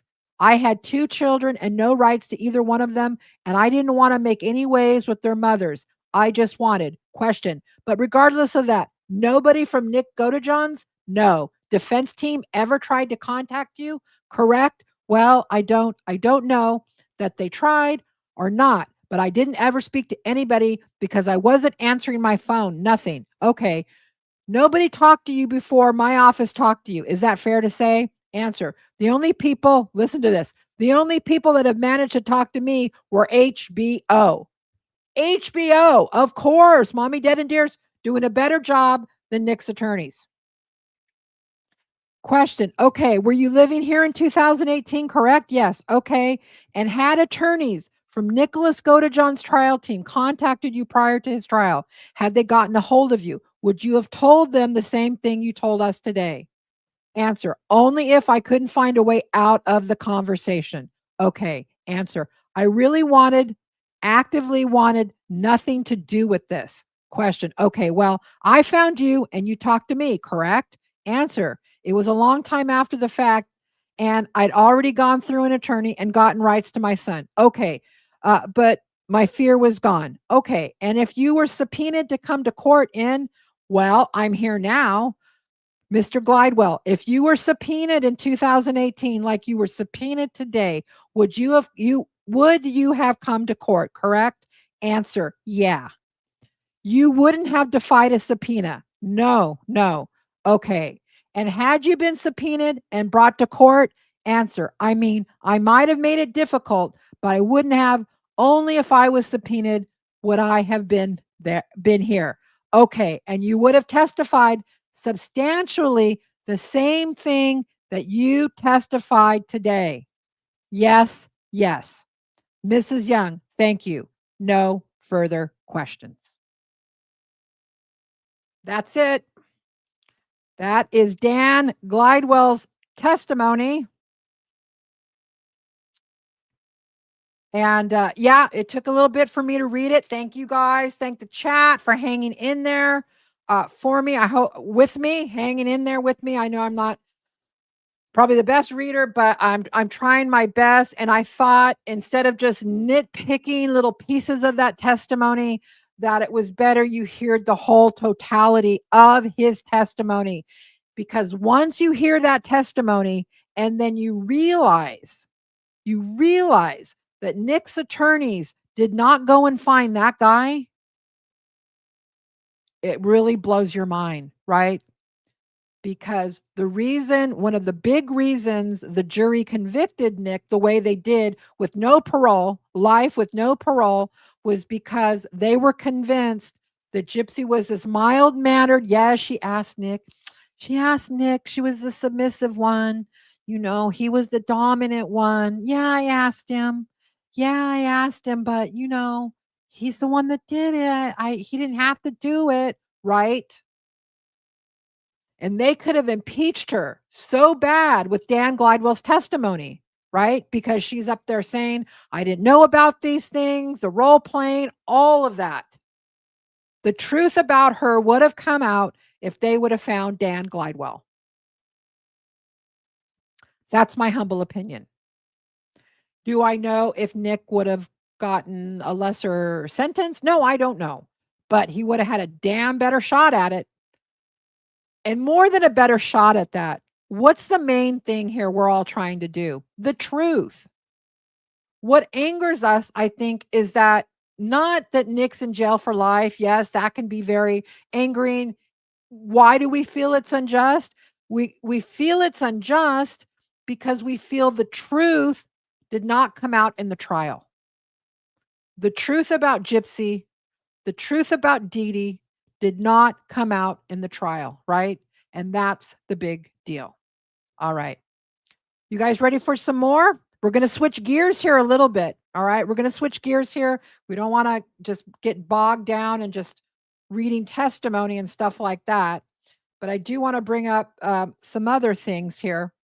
Now, one little tidbit, and we'll get back to a little bit some of the more of the court documents, just a few other tidbits that I want to share with you guys. But for a little palate cleanser, I think we need a little palate cleanser. All right. And I was going through some of the gypsy documentaries that I showed you at the beginning of the video, the ones that aired before Nick went to trial, the ones that tainted any jury member. And I found this clip, and it's hysterical, of this woman that picked up Gypsy and Nick in the taxi. And I don't know, I'm sure I had seen it before, but I want to use it as a palate cleanser because this woman made me laugh. As you go. I mean, they couldn't have laid it out better for the police. Me off. And that woman looks a little hardcore for me, right? And does she describe Gypsy to a T? Had a 40-year-old attitude and wasn't afraid to tell me off. Yeah, she had Gypsy's number for sure, right? For sure. All right, guys. Let's get to some other clips that I have here. Want to go back. I picked out some, I picked out some tidbits from those. Let me go back and show you guys. Okay, so I picked out some tidbits from some of these different documentaries, since these are the ones that the jury pool would have seen before. And I wanted to play a couple clips. Hopefully I won't get, let's go with this one. But I have better. All right, now. We all know, and us that have been looking at this case for a while, that this medicine closet thing, right, became part of how they sold to the experts, the certain experts, right, that didn't have any knowledge of any of this case, really. The one guy, Dr. Mark Feldman, he said, as soon as I found out about the case, I started Googling online, and I found out this was one of the worst cases of Munchausen I had ever seen. Yeah. I think I missed somebody here. Wait, I think I missed. Is it Otter? Thank you so much. You are making a difference, Becca. Thank you for doing what you do. You're the truth queen. Thank you. You guys are spoiling me today. You guys are great. Love this chat. This chat is the funnest chat, I swear. Sometimes I want to leave the show and go be in the chat. You know what I mean? All right. Yeah, Starlight, the lock on the medicine closet makes me think Dee Dee was locking Gypsy out of it. Me too. And you know what? When you look at and we've gone over the medicine closet, ad nauseum. All right. For those of you that are new, you'll see here in a minute on this clip what we're talking about. The whole thing is that with the medicine closet, if you start really looking in it, these aren't like prescription meds. No, there's some inhalers, but there's a lot of like just over the counter stuff. But here is who is the one who brought the medicine closet into infamy. Who was it? Well, let's listen. I'm looking, I was like, holy y'all need to get it over here right now and look at this. I mean, my mouth dropped. Okay, let's just look at this stuff. I mean, they're not even using this stuff. It's just like I'm full of. There's like some cough syrup. There's like I did a list of what was in here. We know what's in here. We've all blown it up and we've seen it. And it's nothing that's going to make her like drowsy. There's no like narcotics in here, really. I mean, it's just like inhalers and stuff for your digestive tract, Miralax, stuff like that. But yeah, it looks excessive. It looks like, there's a lot of stuff in here because it looks like they're not using it. She's just getting it and putting it in there. So many medications. This isn't your. And remember, Gypsy didn't have even the Tegretol, the seizure med was not even in her system when she was arrested or during a hospital visit where it was noted There was no Tegretol in her. Oh, so her eye problem isn't even an issue. It's just a little lazy eye. Little lazy. I didn't need to have 4 surgeries on my eyes, and my eye doesn't still go weird. No, it has nothing to. Oh, and I'm 100% healthy. I don't have any rare chromosomal disorder. 100%. Just my eye. Just a little lazy eye.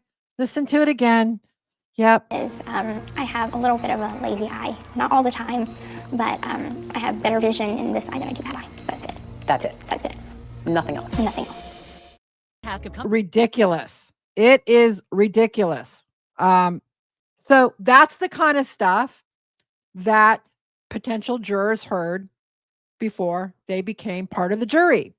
And what happened in there, and I'm going to show you some documents of exactly what happened, not like the Lori Vallow Daybell case, where they made sure that if you were on that jury, you didn't know who the F she was. Who? Lori who? In fact, jurors said when they came out after the trial, they kept thinking that Tylee, who was one of her daughters, the daughter that she ended up getting convicted of murdering, right? Conspiracy to murder. The jurors said, we kept thinking that Tylee was going to come and testify. They had no clue who she was. And that's how it should be. But that's not what happened in Nick Godejohn's trial.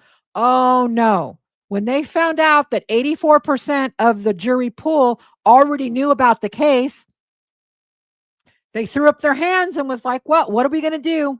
What are we going to do? And here's partly of what happened with that. Let me show you some of that. Okay. So, this is part of that. And this is a little bit off topic, but since I have it up, let's go ahead and go over it. This is about also what was in some of the documentaries about this rape fantasy. This rape fantasy that Gypsy said that Nick wanted to rape Dee Dee, right? So it says, what I object to is the evidence being introduced that Nick, considered raping the victim because that is not relevant. And the fact that he considered doing something somehow is now evidence against him. Plus, there was I'm pretty sure this is Wasserman. Because Wasserman wouldn't be objecting to stuff. This is one of his attorneys. Okay. Plus, there was quite a bit of discussion between he and Gypsy about rape fantasies and things along that line, which, by her own admission, were all consensual. They both kind of engaged in this rape fantasy. They talked extensively about rape, and it was just, to them, it was a fantasy. Now, if these videos come out and if we could get a hold of the rest of the 4,000 Facebook messages, I think what we would see, because this isn't the only time I've seen this kind of testimony about these rape fantasies, that partly this was part of what they did. They were talking about this all the time. It was what she liked. She liked it. Okay. And so in his mind, she likes this, right? Remember, she's in charge. He's level 2 autistic. To him, she becomes his obsession, is another thing Wasserman said. The doctor said that, you know how some autistic people can get hyper focused on things and they're like savants, right? The ones that get hyper focused, right? The Rain Man kind of thing. That Nick partly did that too. His obsession became Gypsy. So he would be absorbing everything Gypsy said about, I like this, I like that, when it came to these sexual proclivities, right? Amelia Diaz, that lazy eye gets crazy as fuck when she's mad and are lying. Thank you, Amelia, for pointing that out. It is so true. She does. It like really wanders inward, doesn't it? And it is funny. Can't say it's not. All right. So back to this rape thing and potential for a tainted jury. It goes on. And she even at one point, this is Gypsy, and she even at one point made a statement that right after the murder, he raped her. And she's actually said that on national TV. She now admits that's not true, that he didn't rape her, that it was consensual sex and always was consensual sex. And the next part here is even going to get you even more upset. I expect that you will hear evidence that the victim, Claudinia Blanchard, mistreated her daughter, Gypsy Blanchard. And I expect, based on the number of hands that went up during the jury, jury selections, during the questions about publicity, that many of you have already heard about some of those things. Got to make the quick angel baby, justice for Dee Dee, justice for Nick, choo-choo train, absolutely. Let the truth be told, absolutely. Thank you, angel baby. This goes on. Is there anyone here who believes that if a victim has mistreated someone, that should automatically lower the responsibility of someone who kills her? Okay, so the point is, it was a given. When you read these documents in totality, what you get is that it was a given that Dee Dee had Munchausen, that she had medically abused Gypsy. That was accepted by everyone. It was accepted by the judge, it was accepted by the DA, and it was accepted by Nick's attorneys. That was like a fact in this case. And that's just crazy to me. Totally crazy to me. All right. Is there anything else about the jury? Oh, okay. I think this. All right. Before I get to this, I want to get to one other clip, though. Okay, one other clip. This is also a clip from one of those 4 documentaries that aired before Nick's trial. Are we getting a theme here? This is what gets me so outraged, is that no one says all of these documentaries say, and Gypsy says, she wanted a normal life, she wanted to fall in love, she wanted a boyfriend. Yet she killed her mom because her mom was going to kill her. It doesn't match. They're saying the motive. They're saying what drove Gypsy. What drove Gypsy? Getting out of the house, having a boyfriend, having sex, right? You have it. I just want to show you that too, because to me, that again, You can vent, without having. That to me again is showing the trips, right? The donations. Do you ever see a picture where Gypsy looks not totally happy? No. Am I saying her life was perfect? No.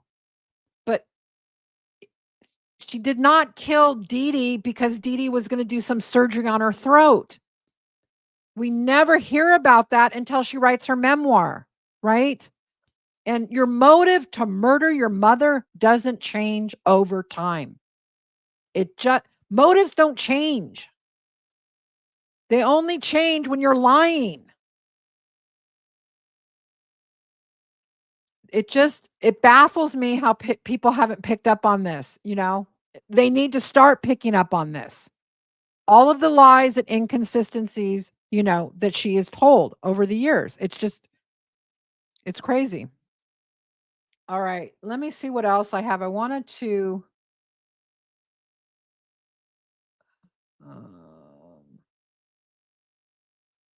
so should I show that? I might want to. Oh, yeah, I wanted to show this other media manipulation. Let me show you this. Okay. This is from the appeal also. The question is, okay, I'm going to show you a couple of clips from, I'm going to move that when what's been marked, or excuse me, admit as Exhibit 37, 2020s. We were just watching that. Gypsy's Truth and Lies. That was aired January 5th, 2018, and ask you a question. If the jurors who sat on the panel in Nick's case had seen that prior to trial, would you be concerned? Answer. This is Nick's attorney on appeal. He's on the stand, okay, because Nick's appellate attorney is asking him questions about, why did you do this? Why didn't you do that during his trial? So she says, would you have been concerned if the jurors would have seen this 2020, right? I just showed you a little portion about how Gypsy's life was good in that. But if you watch that whole thing, it's not good for Nick. Okay. It's not good for Nick. And he answers very concerned. She asks why. And the answer, it couldn't have been farther from the truth. Gypsy's statement that Nick was like her mother. I think Gypsy was very like her mother. She was very manipulative. She learned the art of manipulation from her mother, and that's part and parcel of who she is. Question. And ultimately, as we earlier discussed, you did not ask any of the potential jurors, what specific media they saw during voir dire. So she's asking, did you ask these jurors what had they, consumed? The answer, I did not take advantage of that opportunity. What? Yeah, what? Question. And you were Gypsy's Revenge, aired only 2 days before jury selection began. Would you be more concerned about if any of the jurors that sat on the panel had seen Gypsy's Revenge based on how close in time it was to jury selection? Answer, certainly. Question, again, you didn't ask any of the panel members if they had seen that particular show? Answer, no. Question, did you have a strategic reason for not asking panel members what kind of media they had consumed? Answer, there was no strategic reason. Partly why they're asking these attorneys these very poignant questions is to show what's called ineffective counsel. You can get a retrial if the judge agreed that Nick had ineffective counsel. According to the judge, even after everything I've showed you, the judge felt that Nick's counsel, his attorneys, did a good enough job. Now, I have to admit, I'm not an attorney, I don't practice law, and I'm not a judge. So maybe I'm missing something. But to me, it seems like no Dan Glidewell, right? No autism expert, and the whole jury pool, 84% had seen these shows. How could he get a fair trial?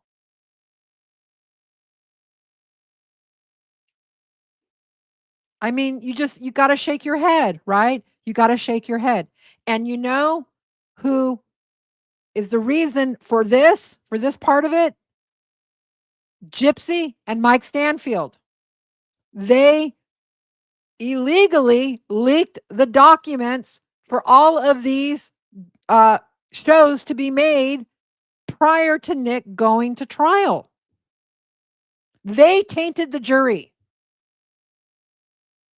They made sure the jury was tainted.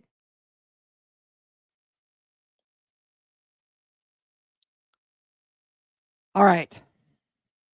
I know it's a little heavy. I want to go over a few other things, kind of off topic, kind of switch gears here for a minute. Is everyone doing okay? Are we doing okay, guys? I know some of this isn't great, but Susan Ryan's got little Mitch. Yeah, Mitch is here. And at the end of this live stream, I'll be giving an update about Mitch.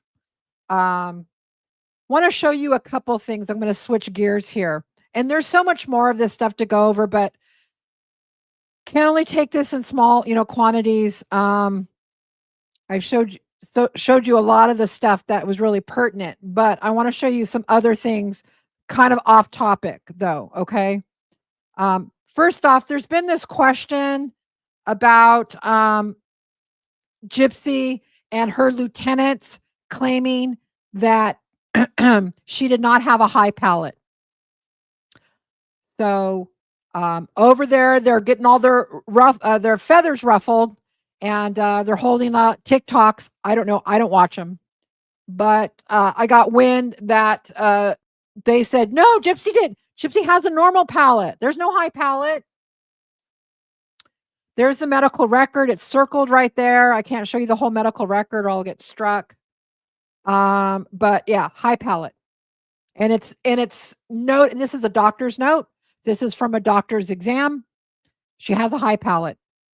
And we went over last time what happens with a high palate. All of these things here, if you guys want to come back and pause to read, it sounds exactly like Gypsy Rose Blanchard.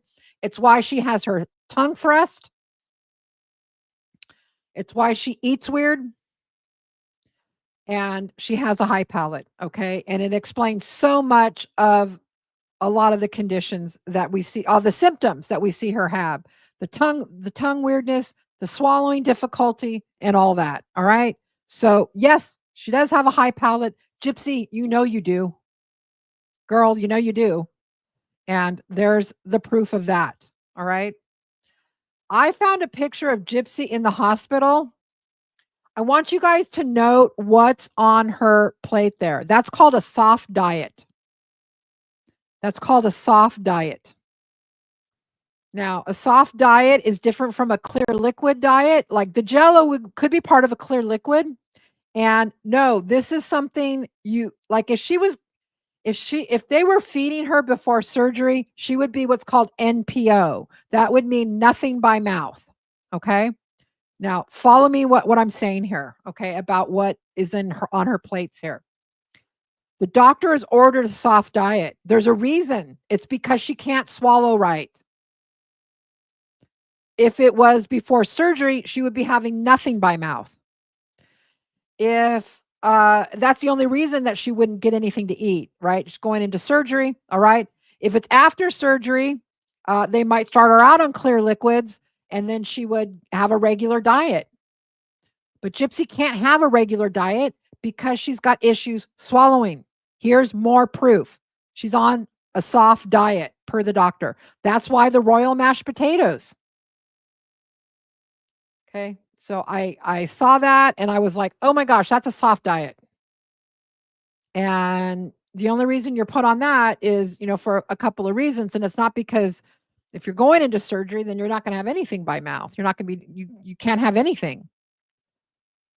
So that was like a regular hospitalization there. And she didn't get a regular diet. The doctor did not order what's called a regular diet for her. He ordered a soft diet. More proof of her swallowing difficulties, of her high palate, and of the microdeletion. And that she did have issues and that she is scathed. She's not unscathed. Okay. And yeah, I just thought that was another thing I wanted to show you guys real quick. Let me see if there's anything else. Did I show that? Yeah. Dee Dee no help. Jet setting. Yeah.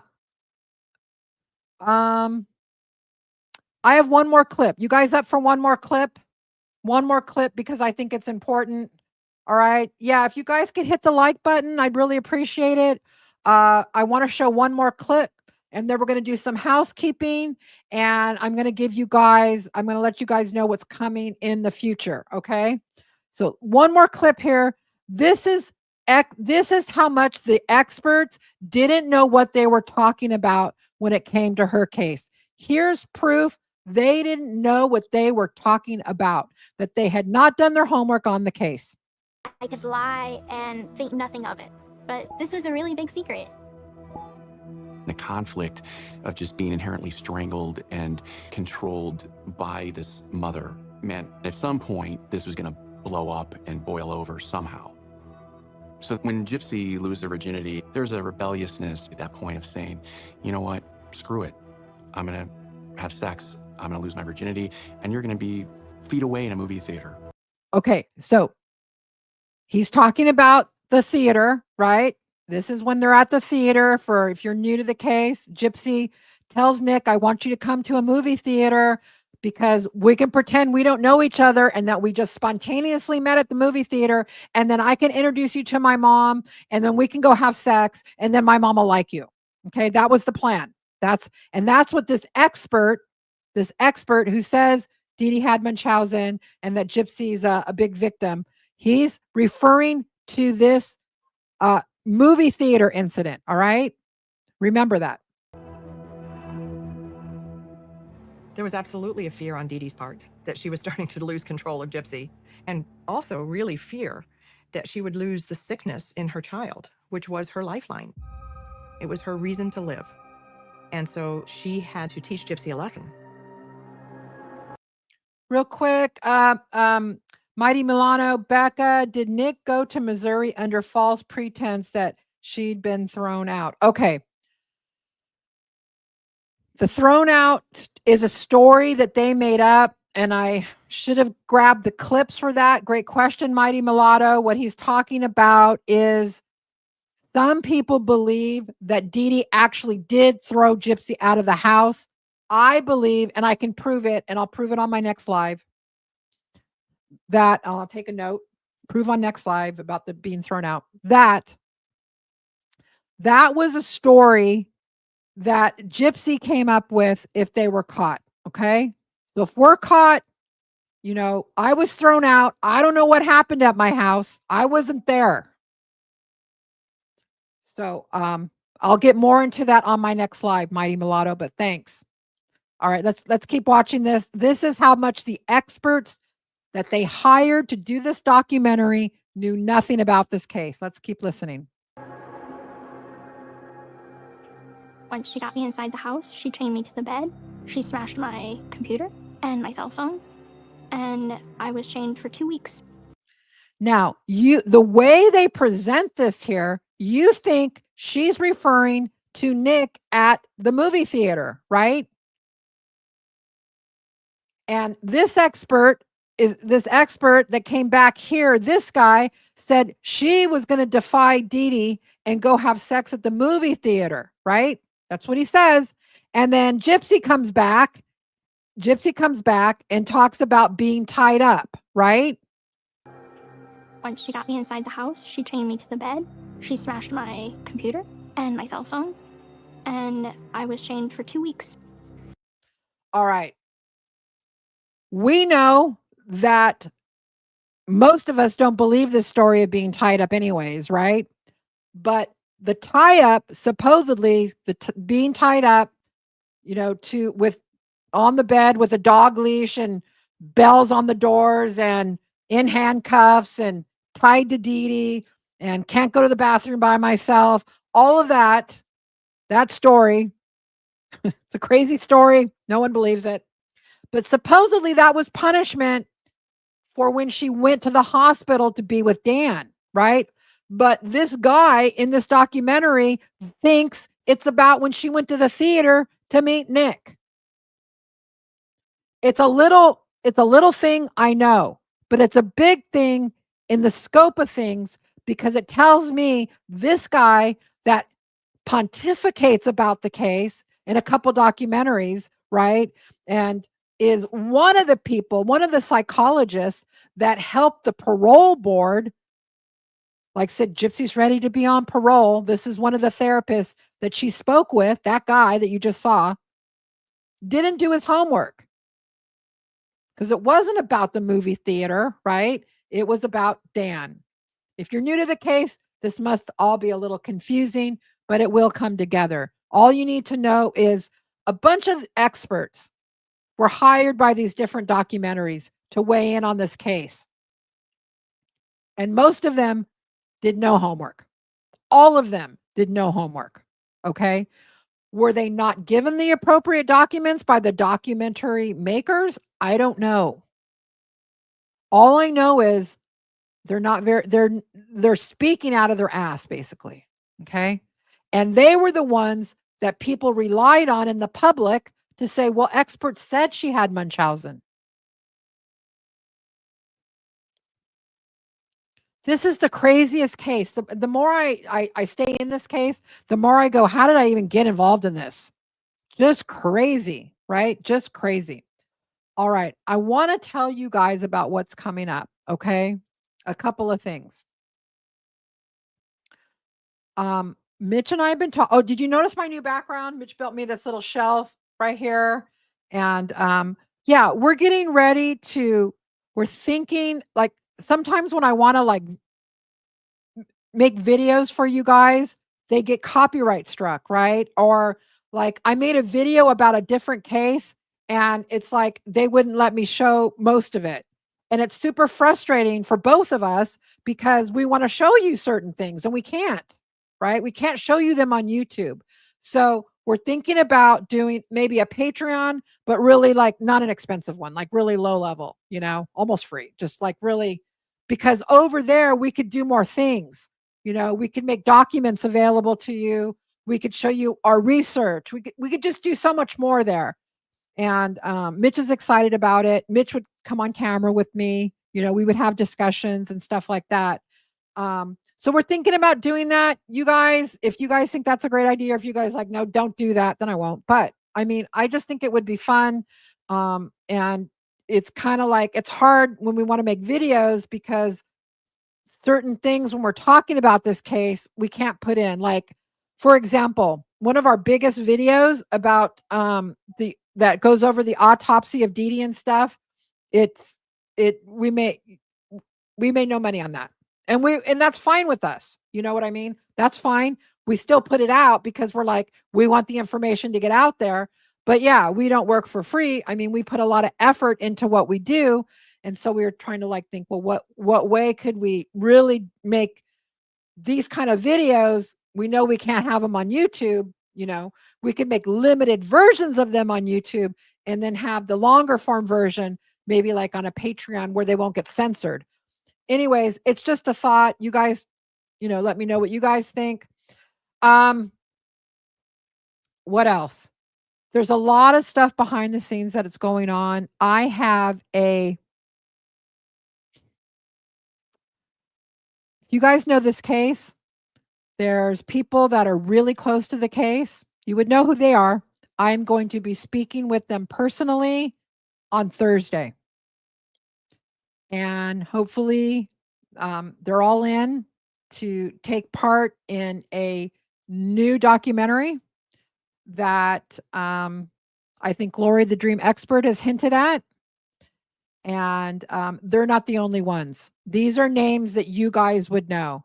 And so these people that I'm talking about, have to be careful, are very upset about what they've learned, like what we know about Gypsy and the Munchausen and the manipulation and all that. And they are so upset, they want to go on the record. They're like, we're done. We're done protecting her. So that's a big development. I wanted to share that with you to give you guys some yes, we're going. The train is going. The train is going, right? The train is going. It's going. And we're no longer going uphill. We're like blazing. We're blazing trails now. So something has changed as I opened up this live stream. Something has changed in the Gyp universe. And it's not in her favor. It's in our favor. It's in truth's favor. Truth. I think that statement that the truth always comes to light is true. I think the truth, you can't keep it down. It has to come out. It may take 1 year. It may take 10 years. It may take 100 years. But I truly believe in all things, especially something like a murder case, that the truth cannot be held down. And the truth has to come out.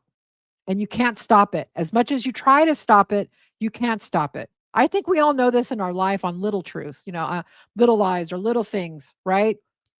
You know, it always comes out. You go, I know that's going to come out someday, right? And it does. It's just the way the universe works. Our God, whatever you believe in, it's how it works, right? And it's not in our timing usually, right? And a lot of us have been waiting a long time. And I feel like something clicked within the last month. And it's like, it's on our side now. The momentum is on our side. And so I want to thank everyone who's been on my live stream today. It means so much to me that you guys are here. I'm going to be doing these more often. So at least once a week, if not twice a week, to go over this stuff. There's a lot of stuff to go over. There's always something to go over, right? And I want to thank, let me see. Yep. I think I've gotten everybody that spoken to. Amelia Diaz, a new super sticker. Pamela in pink has become a new member. You guys, thank you, Amelia. Thank you, Pamela. Thank you guys so much. It means so much to me and Mitch that you guys come to our live streams, become members to the channel, support, what we're doing. We're like truly, truly humbled by it, because we do it for you. You are the Gypverse. You are the truth tellers and the truth seekers, and we're just your mere servants, right? We're just your mere servants, trying just like you to get the truth out there. All right, guys, I think that's going to do it for Becca Scoops. If I missed something, which I probably did, I will bring it up in the next couple of days on the next live stream. If you guys want to contact me, beccascoops@gmail.com. I try to answer every email I get. I truly do. It's a promise to you. I try to answer everyone. And you guys, I hope you guys have a good night. Are the Dodgers winning? Because I don't even know. The Dodgers better be goddamn winning or I'm going to be upset. All right, guys. Becca Scoops out. I love you guys. Good night.